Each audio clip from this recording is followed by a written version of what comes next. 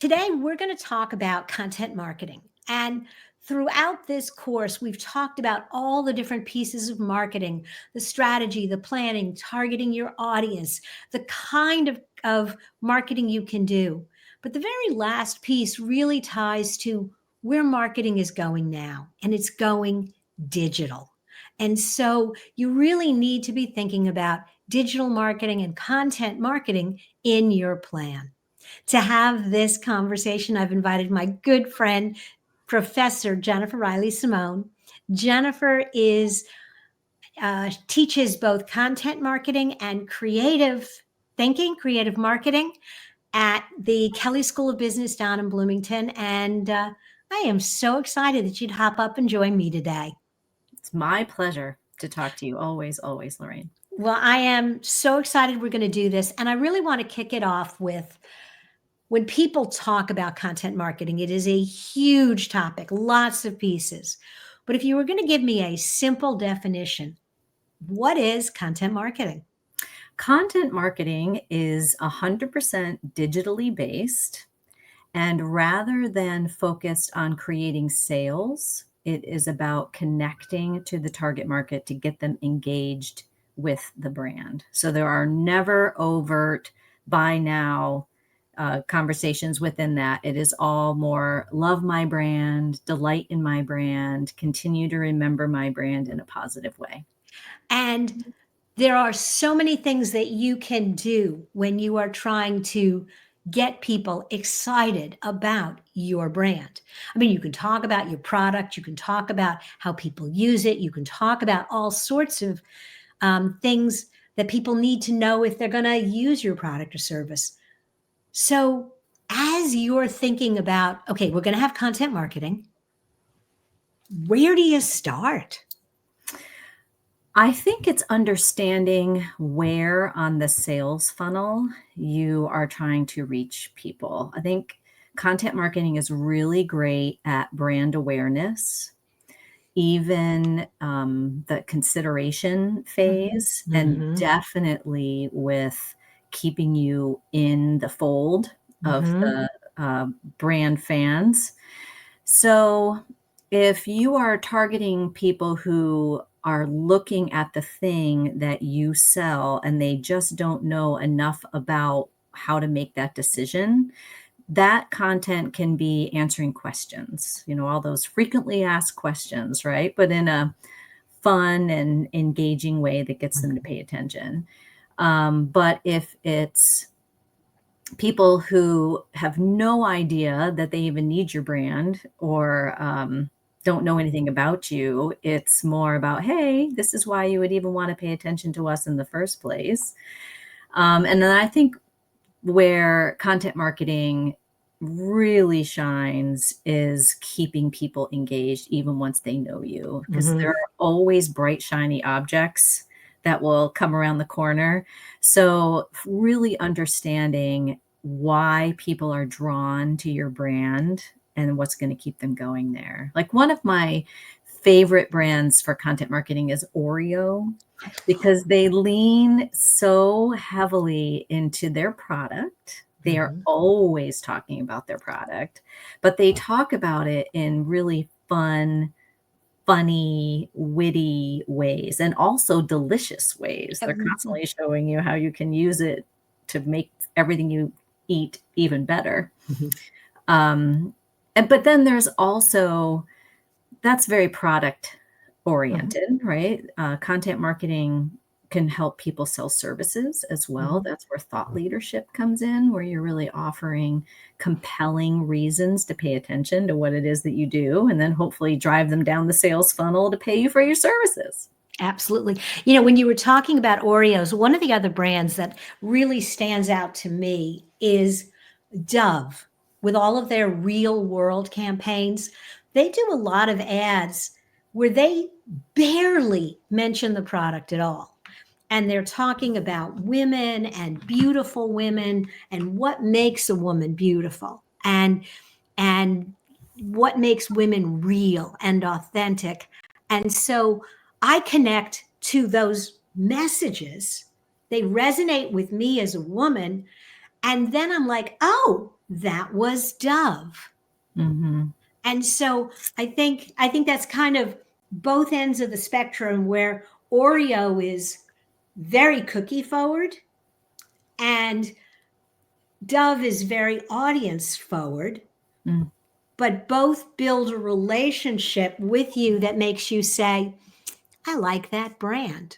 Yes. It's interesting. In my content marketing practicum, we study Patagonia because it's a Mhm, brand that students really like. And they invest very heavily in content marketing. mhm.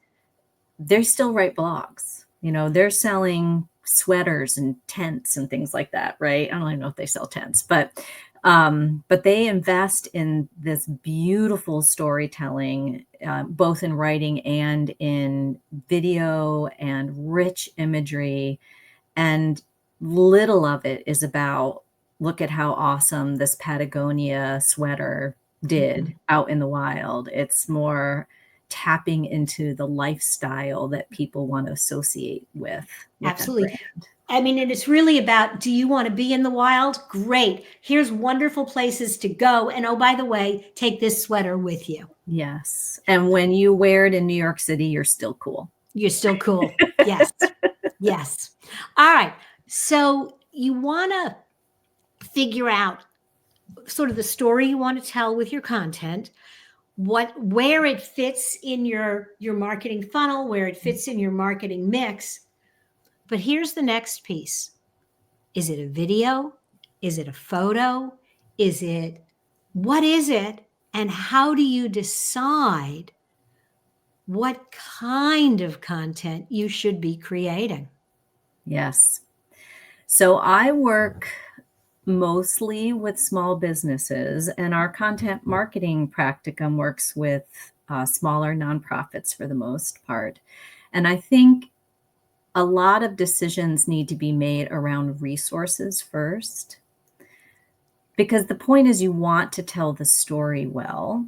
Mhm, And if you do not have a talented videographer or editor to do that, it's better that you do it in the way that you can do it well. So mhm, that's first and foremost to me. Um, and it also, I think, depends on the story you're trying to tell. Some things are, lend themselves to writing a story, or even, a longer caption in social media, or the imagery that is in your social media campaign is, a carousel with lots of words on the mhm, image rather than a beautiful image. So I know that we've really leaned into video over the last, I would say, 7 or 8 years. I think it was even before mhm. Yeah, TikTok but took off. yes, but Yes. I do. I mean, because I remember talking to Rocky Walls, a local videographer, a decade ago Yeah. about a product he had for simple video. And Yeah. so it's always been there, but I think the last few years it's really um, become the cornerstone. But I also think that there's maybe a little bit of fatigue. And I've been doing some tests with carousels and articles, and I've been really surprised at how well some of that content is doing. Yeah. I think it's really knowing your target audience, but Mhm, also what fits into the distribution channels that you are placing things mhm, to, right? You want to play nicely in the sandbox of whatever platform that you have chosen, mhm, and how people are used to interacting there, but mhm, also the mindset that they're in. If mhm, you're on LinkedIn, you may be more willing to read a blog post rather than watch a mhm, video, because you're kind of in that mindset of information search where you're scrolling Instagram. Maybe you don't want to click off, right? It's mhm. too hard to do that. I just want to see some pretty pictures or a cute reel kind of thing. It's funny. We did a test, God, years ago. We did two different ads for the same seminar series we were running. And one we thought would totally do better on Facebook and Instagram. And the headline said, Free Kittens. And then when you read the body, it said, okay, they're not really free, but you can hang out with the round peg office cats if you come to our seminar. And then there was a more traditional schedule graphic. Here's the class, here's the time, show up. We ran both of those on Facebook and LinkedIn. And we were really surprised that the free kittens actually did better on LinkedIn. Oh, that doesn't surprise me at all because Because it is creativity. it broke through the Yeah. clutter. People looked at it. They were like, what the hell is she doing? Yes. And I think on Facebook, there are just too many cats. So, Everybody well, in there's there, lots of free kittens. there's lots of free kittens. We didn't stand out. And so I think you need to be respectful of the platform, Yes, but I don't think you need to be locked into the platform. absolutely agree with you. I love that. Yes. All right. So you're doing all of this stuff. You're creating all this content, you're building all this awareness, and you got a CFO who's going, what are we getting for this? How do you begin to quantify what you're doing in a way that allows you to sell it to your management, to get your owner comfortable that this is not just a colossal waste of time? Well, again, working with business owners, they are very concerned about people knowing them Mhm. and not their competitors. So having a very strong competitive search as to what they're doing speaks volumes to them. Mhm. Also setting realistic expectations that Yes. content marketing is about sales eventually. Mhm. You know, you have to get people aware that you exist or remind them that you still exist. Mhm. So a lot of my philosophy for content marketing, because I'm not selling a lot of, like Oreos, selling much more complex things, is driving people back to the website because that's our main sales space. So website analytics is a lot of what we will be measuring. So is what we're putting out into the universe drawing people to the website? There's always a call to action within whatever we are doing. Are they taking the call to action? Is it an appropriate call to action? Maybe they're not quite ready, but you got them on there to read your content and they'll keep coming back. And then, so that's usually the main KPI for me, mostly because I'm not in charge of the sales cycle. No. And I never promise sales. you know, and that is the ultimate tension between marketing and sales. Our job is to lead them down the path, but we aren't going to hog tie them and make them buy. No. If they hire me to do that, then I will say everything's going to lead to sales. Cool. But also, I am constantly monitoring what's going on in the distribution channels that I'm choosing as well. Like, is it appropriate for me to be investing in creating specific content for Instagram when it's not really doing what we want it to do? Yeah. Also, Meta makes it easy to just stick stuff in two places. So you kind of do it anyway because you But just never know. yeah, but at the same time, you know, where do you really belong and where should you really be showing up? Yes. Awesome. Jennifer, this has been fabulous. Thank you so much. Thank you. It's been very fun. And your students are so lucky to have you. Lorraine has taught me so much, and I know that you are learning a great deal from her. Well, thank you.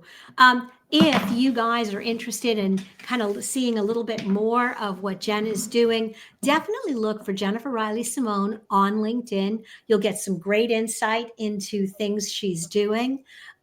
Also, her marketing company is Fresh Figs Marketing. marketing.com.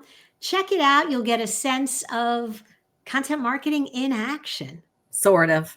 Sort of. This marketing firm doesn't do a lot of marketing. Jennifer, thanks again. Thank you. This has been wonderful. All right, guys, we'll see you soon. Bye now.